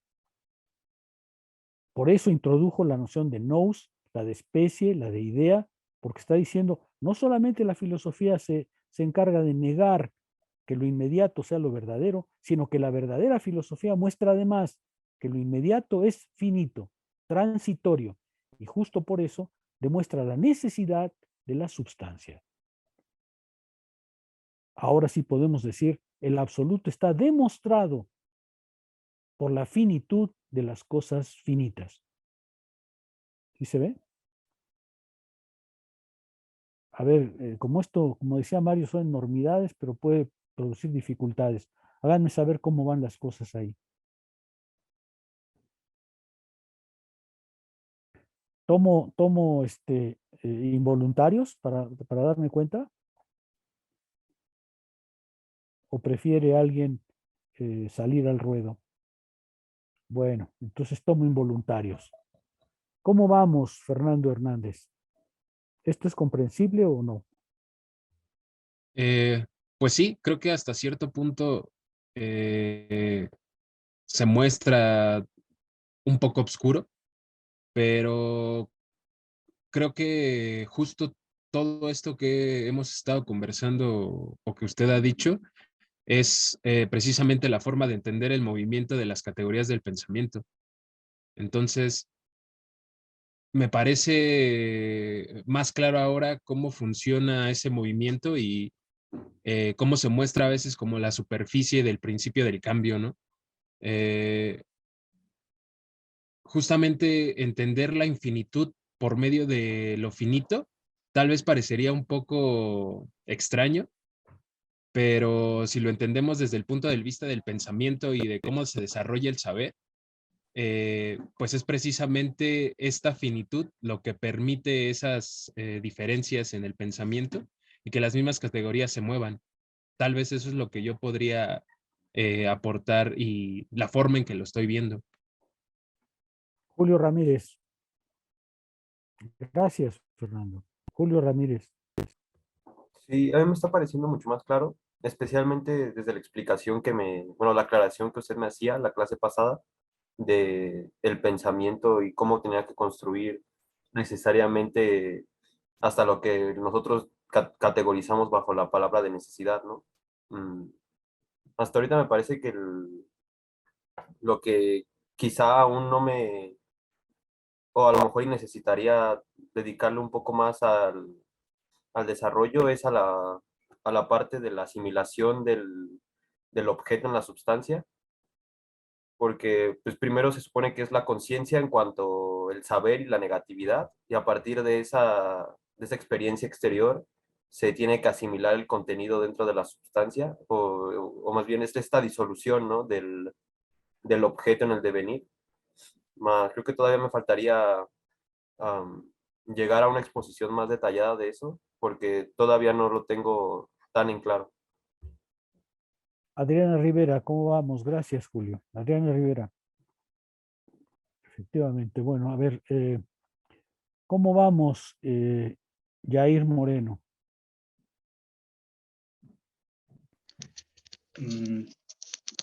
Creo que con esto que acaba de mencionar, no sé si me queda la duda de si se puede, digamos, trasladar un poco a cuando Hegel habla de la certeza sensible,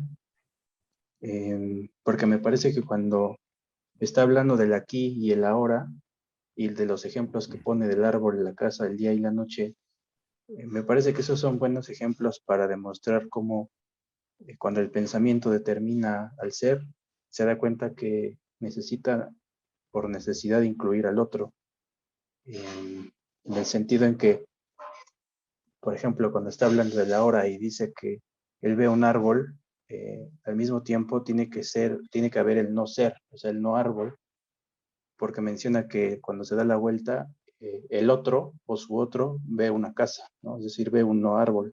Entonces, yo lo estoy entendiendo así, con base en esos ejemplos que estaba usando Hegel en esa parte de la certeza sensible. Pero no sé si Oye, va Jorge, por ahí lo que ha dicho. sí, tienes razón, eso es lo que está diciendo Hegel, ¿no? Eso es lo que está diciendo Hegel.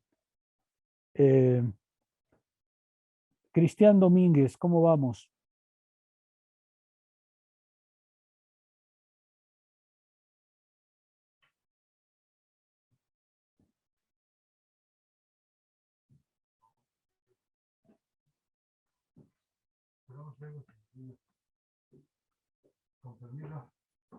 Ah, está afónico.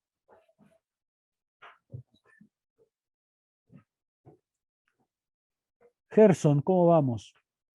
A ver, ¿por qué les pregunto? Porque de nada sirve que yo exponga lo que creo que son enormidades si no son comprendidas. O sea, no, por eso necesito saber cómo vamos, Gerson.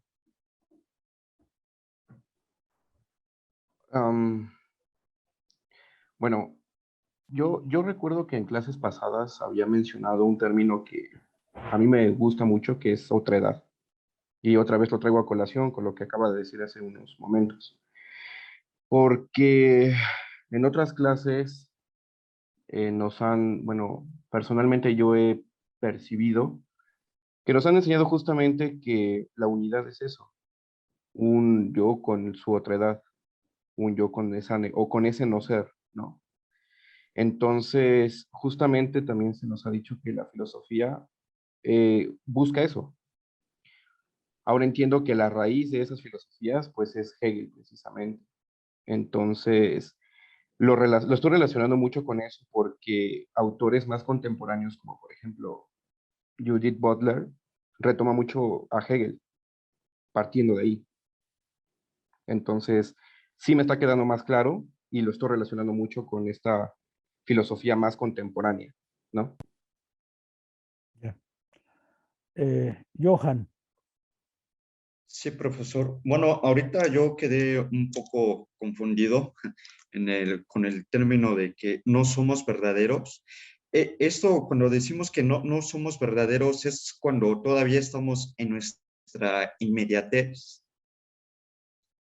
y aún no se da, digamos, que ese despliegue de la autoconciencia. A ver, acuérdate que para Hegel la verdad es la cosa desplegada, ¿no? La cosa enteramente desplegada. De manera que si la cosa no está desplegada y, por ejemplo, se encuentra solo en el momento de la inmediatez, todavía no es verdadera. Eso no quiere decir que no somos reales, ¿eh? Lo que Hegel está diciendo no es que no somos de carne y hueso, tal, no. Lo que está diciendo es, si nosotros te lo voy a decir así, creo que es más interesante. Si nosotros creemos, como ciertas filosofías, que basta decir yo soy, para decir una verdad, Hegel diría, no, esa no es la verdad. ¿Sí? Si el individuo quiere afirmarse solo a sí mismo, y tú sabes que hay todas las filosofías individualistas posibles, si el individuo quiere afirmarse a sí mismo como lo verdadero y decir yo soy lo verdadero, como sucede en las filosofías políticas y como sucede en ciertas filosofías sociales, Hegel diría, no eres verdadero, eso no es la verdad. Eres sin duda real, estás presente, pero para ser verdadero te falta la sustancia a la que perteneces. ¿Sí? Lo verdadero para Hegel, acuérdense que siempre es la cosa que tiene inteligibilidad, que es enteramente comprensible y entonces puede afirmarse como la verdadera objetividad. Si tú haces una filosofía en la que diga el yo, y estoy hablando de las filosofías políticas contemporáneas, ¿eh? El individuo es la verdad, el ser finito es la verdad, para Hegel eso no es la verdad, porque el ser finito, justo como trata de decirlo aquí, necesita a su otro, sin el cual no es.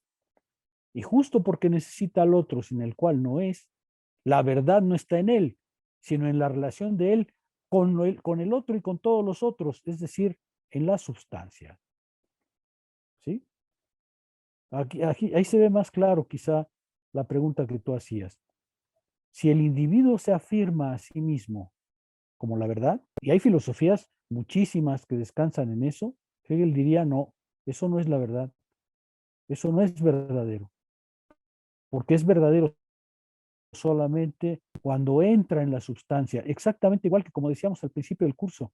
Si tú quieres enamorar a una muchacha, no basta la buena intención, necesitas saber qué hacer en este momento, porque si no, eres un enamorado, a lo mejor patético, pero no verdadero.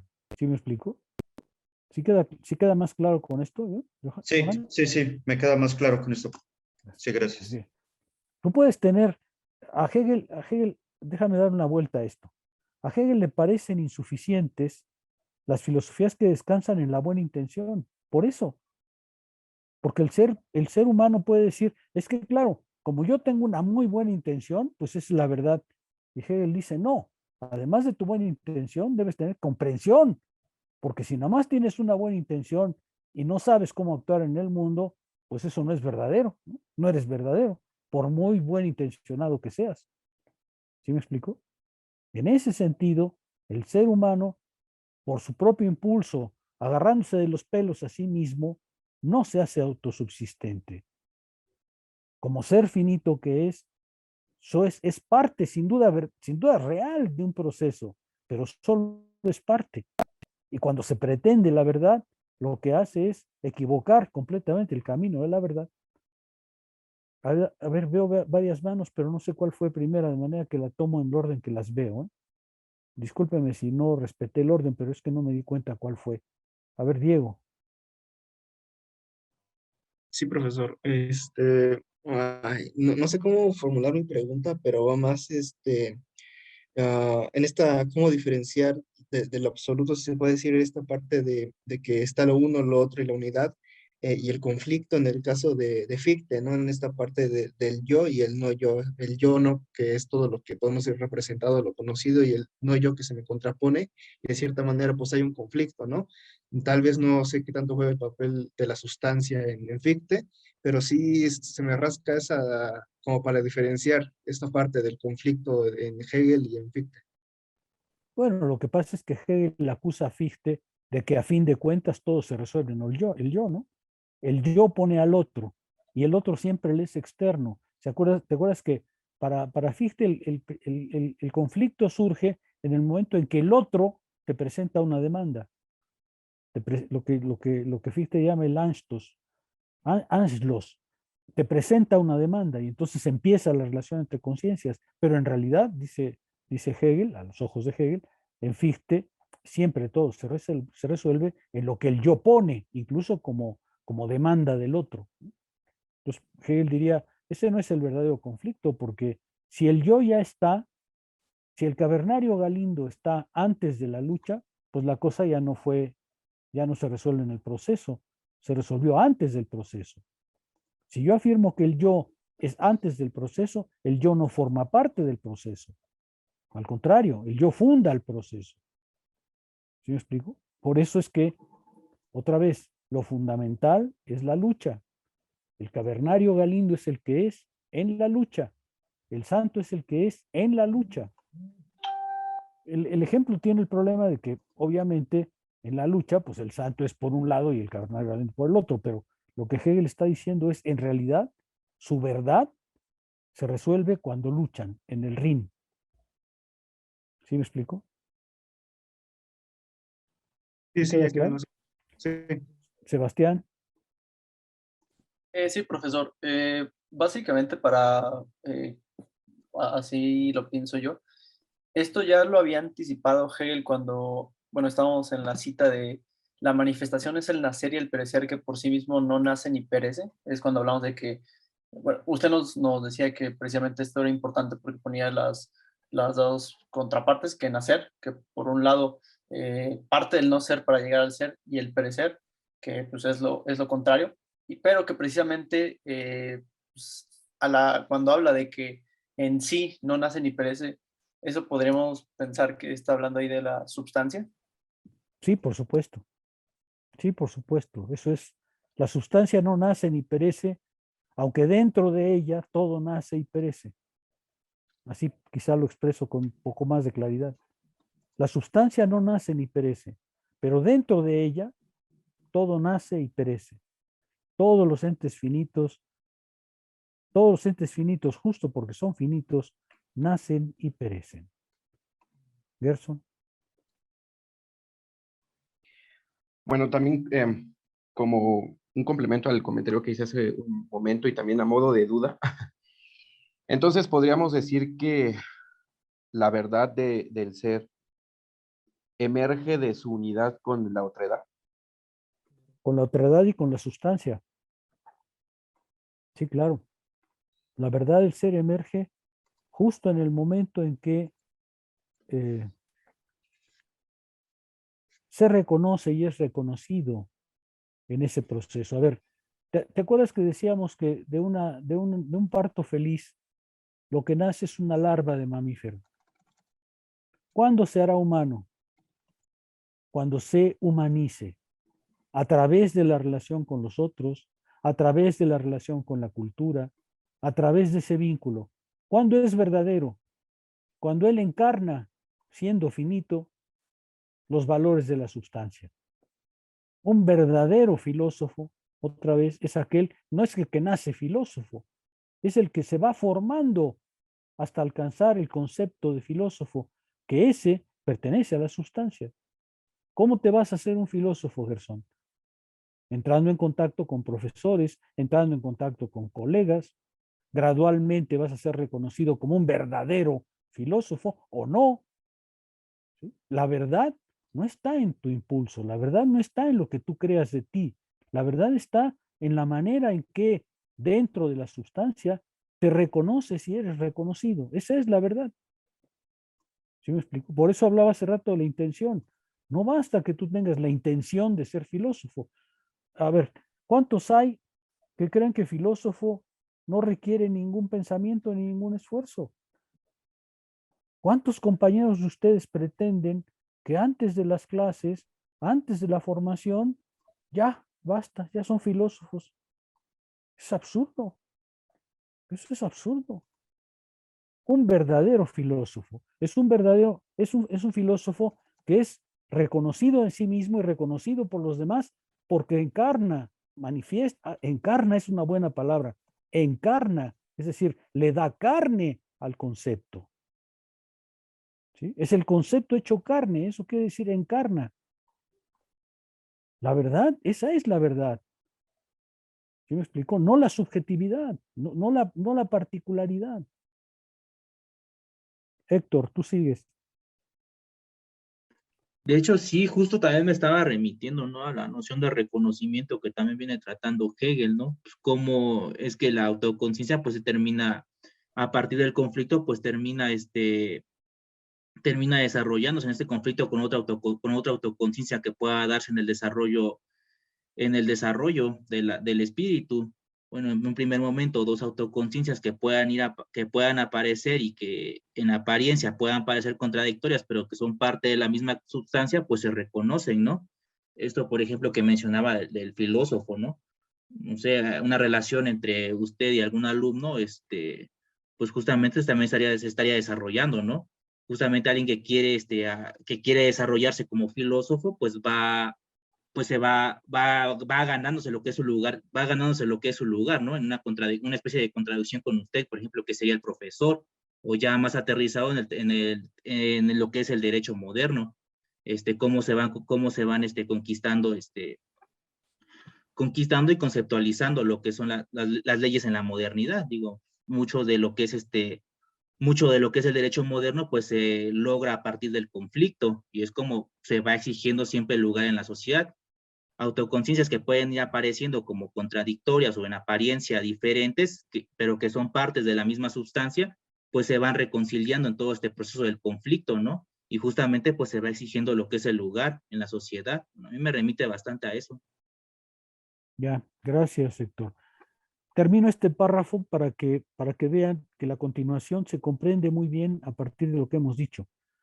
Dice Hegel, ¿te acuerdan que leí? Al principio, la determinabilidad solo parece serlo por referirse a un otro y su movimiento parece comunicarse a ella de una fuerza extraña. Pero el que tenga en sí misma su ser otro y sea automovimiento, es lo que va precisamente implícito en aquella simplicidad del pensamiento, pues esta es el pensamiento que se mueve y se diferencia a sí mismo, la propia interioridad, el concepto puro. Así pues, la inteligibilidad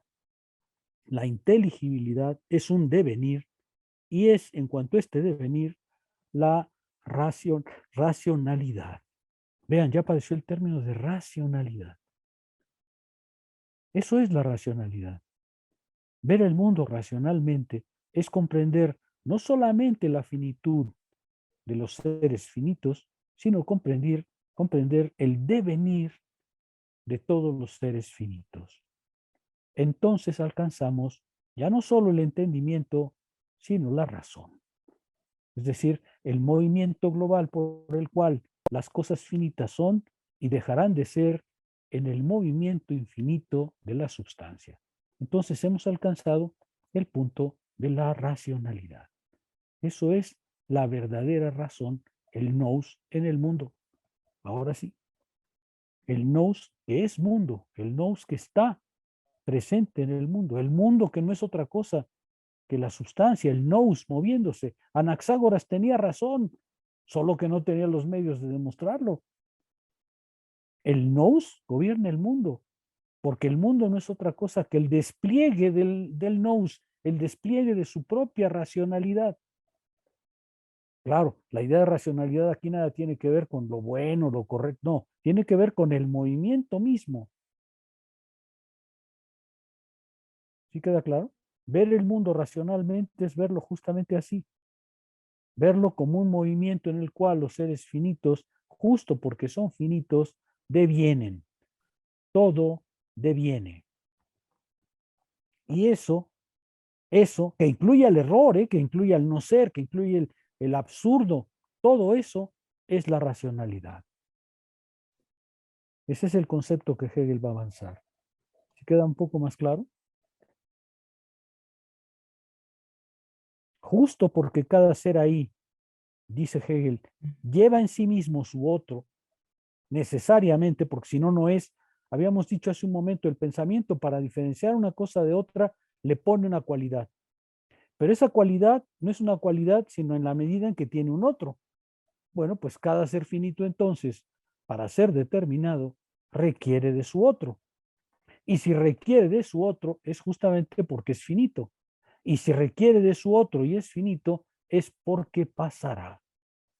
Y el pasaje de ese ser finito es justamente la demostración de que hay algo más que él. Hay algo más que el individuo, puesto que el individuo no es autosubsistente. Hay algo más que los seres finitos que somos nosotros, porque ninguno de nosotros puede afirmarse a sí mismo definitivamente. Si nuestra verdad está en el devenir con el otro, pues entonces nuestra verdad está más allá de la individualidad. Eso, comprender ese movimiento es exactamente elevarse a la razón, a la racionalidad. ¿Sí queda claro? No sé, la verdad es que no encuentro otra manera más clara de decirlo, les confieso.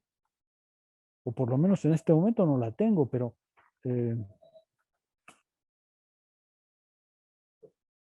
lo que Hegel nos ha dicho es, claro que queremos pensar al ser, pero lo que encontramos cuando lo pensamos es que en realidad es una producción del pensamiento que lo muestra en constante devenir. Ahora sí podemos decir, en nuestro esfuerzo por pensar lo real, lo concreto, lo que es, nos damos cuenta que lo que es no solamente no es verdadero porque es inmediato, sino que su verdad reside en la necesidad del otro, es decir, en un fundamento más grande que él. Esa es la verdad. Exactamente igual que un enamorado necesita saber qué hacer para ser un verdadero enamorado y no nada más un papanatas que persigue a su pareja. ¿Sí me explico? ¿Sí se ve? El ejemplo del enamoramiento, al menos para mí, me parece muy claro, pero no sé si lo logro transmitir. ¿Qué dirían? Hemos llegado pues a la racionalidad, a ver el mundo filosóficamente, a ver el mundo como es objetivamente, desde el punto de vista de la filosofía. No como es para la conciencia común, ¿eh? Desde el punto de vista que la filosofía puede dar de este mundo y sus seres finitos. Héctor, ¿tú quieres participar? Pues de hecho justo me remití a esta parte de los Grundrisse que le mencionaba hace rato, bueno, y cómo se va tratando. En efecto, pues sí vendría a ser un texto dialéctico, ¿no? Pues toda la reconstrucción metódica que hace ahí Marx en torno a ese texto, pues sí, hay mucho de Hegel ahí, cuando trata esa cuestión de la Robinsonada dieciochesca, cuando va definiendo lo que son los productores y cómo lo va entendiendo la economía política clásica. Bueno, es que parece ser que la economía política clásica define al burgués o al productor en este momento como algo meramente finito, o sea, algo meramente abstracto, como que ha sido algo que está completamente aislado y ha existido a lo largo del tiempo, y justamente pues Marx llega bastante a mofarse de ello, ¿no? En realidad el productor actual, lo que es el burgués, pues ha sido resultado de todo un proceso histórico donde hay bastante, donde ha nacido de la lucha de clases. Y bueno, justamente pues me remite bastante a esto porque en efecto lo que se va construyendo el capital a finales del siglo XVIII, pues fue todo un proceso histórico. Bueno, yo ahí lo voy aterrizando. Ya, me parece que tienes razón. ¿Algún otro comentario? ¿Preguntas? No, no puedo creer que no haya preguntas, ¿eh? A ver, Mario. Sí, solo hacer el comentario porque creo que me parece muy importante, porque aquí hay una distinción que usted nos ha mostrado en el texto de Hegel, real pero no verdadero, porque por lo regular hay nociologías, ¿no? Teorías del conocimiento donde pues lo real es lo verdadero, ¿no? Si es real, pues, entonces es verdadero, no hay una distinción ahí. Pero ya con esto que señaló al final de al pensar lo real, lo concreto, no es verdadero, pues porque su verdad de eso real, de eso concreto, reside en un fundamento más elevado que eso mismo, ¿no? Entonces, a mí me salta en el buen sentido esta distinción de ser real, pero no verdadero todavía. Sí, efectivamente, tienes razón, Mario. Es muy importante eso. Eso es una parte muy importante de la doctrina de la esencia, ¿no es cierto? Y desde luego, en la filosofía del derecho está clarísimo, ¿no? En la filosofía del derecho, justamente lo que Hegel va a decir es, hay muchas cosas que están en el mundo, pero no son verdaderas, nada más están ahí. Por ejemplo, Félix Salgado Macedonio, ¿es verdadero? Hegel diría, no, es real. Y está fregando y va a fregar mucho tiempo. Y está gastando tiempo y persiguiendo mujeres, pero no es real. Es solo real. Eso no es verdadero. Eso no es un verdadero filósofo, ni un verdadero político. ¿No? Eso está ahí parasitariamente en la vida, pero fuera de la realidad verdadera. ¿No? Y por eso lo consideramos como está. ¿No? No es más que, no es más que un resabio que no alcanza a desaparecer de algo que ya no es verdad. ¿No? Que es complicado, ¿no, doctor? Entender este punto porque pues a veces estamos familiarizados o en la vida cotidiana a entender real y verdadero como identidad, ¿no? Esto es lo que Entonces sí, piensa la conciencia común, sí, claro. exacto, me empieza a costar trabajo esto porque luego hasta en la vida cotidiana te dicen, ah, ¿quieres ver que sí es real? Te voy a dar un puñetazo y es verdadero que te va a doler. Pero pues ya vimos que no es por ahí la cosa. Bueno,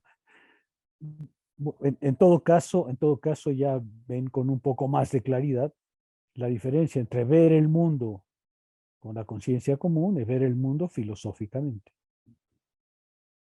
¿Te acuerdan que desde el principio yo les decía, Hegel no quiere que abandonen el mundo, Hegel no quiere que abandonen el mundo. Hegel no cree que la filosofía consista en pensar otros mundos, en pensar otras alternativas. Hegel no cree que la filosofía consista en ponerse a soñar o en ponerse flojito. Para Hegel la filosofía consiste en ver este mundo, pero verlo de otra manera. Ver este mundo, no dejar de, perdón, no perder de vista la realidad, pero comprenderla filosóficamente. Eso es lo que Hegel desde el principio les había dicho, ¿no? Yo no quiero que se vadan, yo no quiero filósofos que se pongan a hacer mundos posibles. Pues eso es divertido y hay hasta quien compra y lee esas cosas, pero eso no es filosofía, ¿no? Es decirle al mundo, mira, tengo una idea genial de cómo debía ser. Bueno, pues está bien, dice Hegel, pero eso no ayuda en nada a la filosofía. La filosofía tiene su prueba de realidad. Estoy hablando ya con otro filósofo, pero la filosofía tiene su prueba de realidad en la comprensión del mundo, solamente que ve el mundo filosóficamente, es decir, racionalmente. No se trata de evadirse. Desde luego, algunos de ustedes, no sé quién, pero algunos de ustedes, acabará haciendo Schopenhauer o Kierkegaard, yo qué sé, está bien, pero Hegel diría, pues, bueno, está bien, pero eso no es la filosofía verdadera. La filosofía verdadera tiene que moverse en su mundo, tiene que comprender su mundo.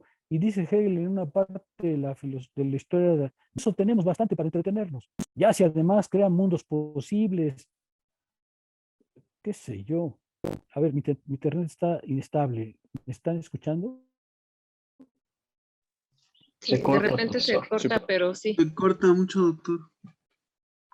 A ver, voy a cortar otra vez mi video. No resuelve nada, pero yo les decía que Hegel lo que quiere es que estén en este mundo, que comprendan este mundo, que no evadan la realidad, pero que aprendan a verla. Sebastián.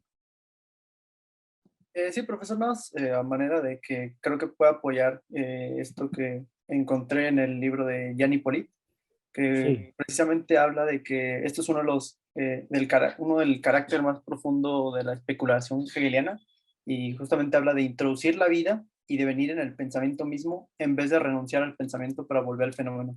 Creo que eso de cierta manera condensa todo lo que hemos estado intentando, pues, matizar estos minutos.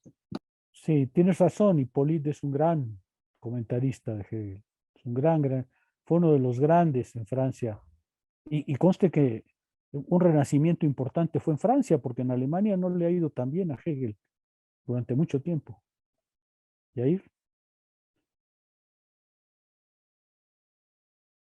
Yo tengo dos preguntas.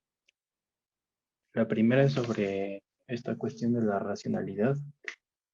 Mi duda es si lo que está haciendo Hegel más bien es construir la racionalidad o demostrarla, porque parece que otro tipo de filosofías la presuponen, ¿no? Por ejemplo, no sé, estoy pensando en Descartes o en el propio Kant, ¿no? Toman la racionalidad como algo ya dado, ¿no? Como un presupuesto, pero no me parece como una casualidad que aparezca tan tarde, ¿no? En el prólogo la idea de racionalidad.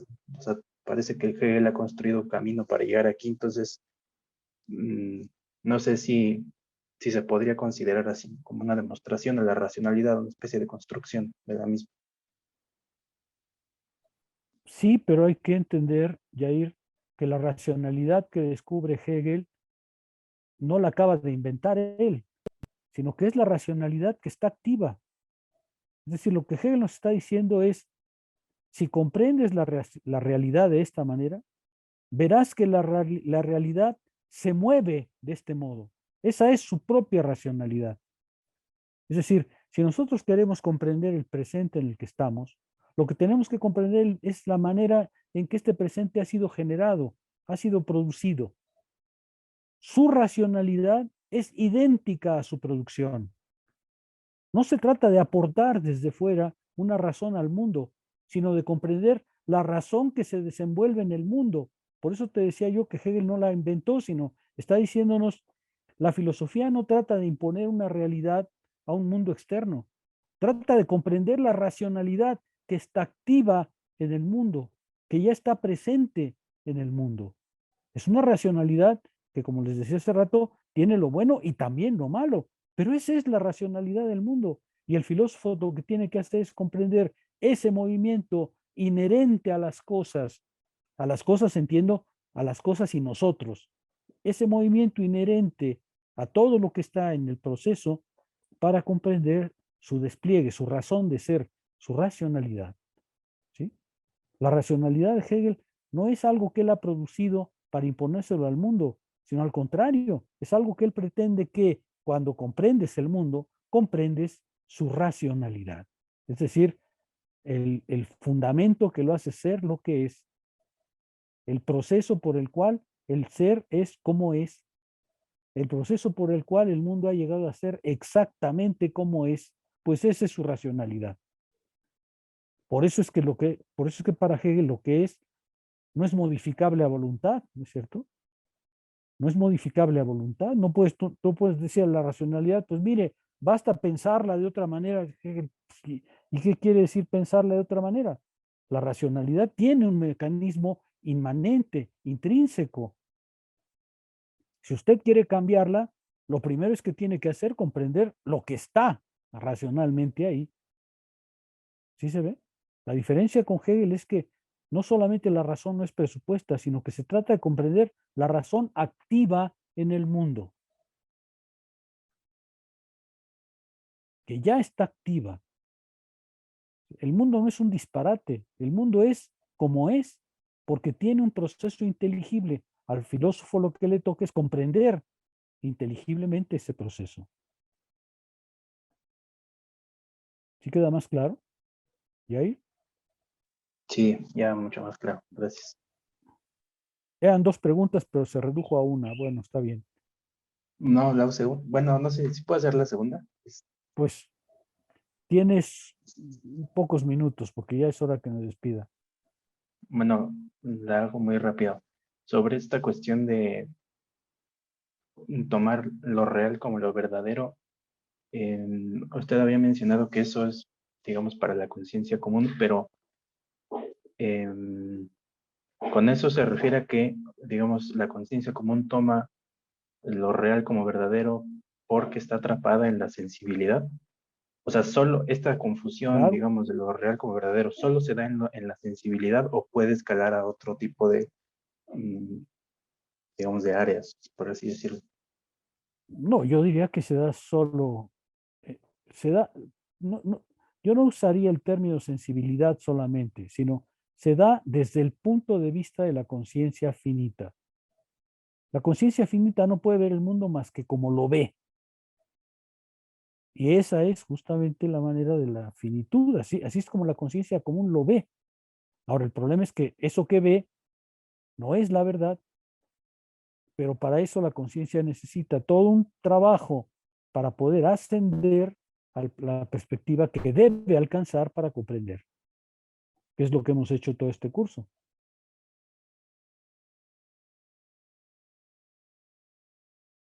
¿Sí queda más claro? Gracias.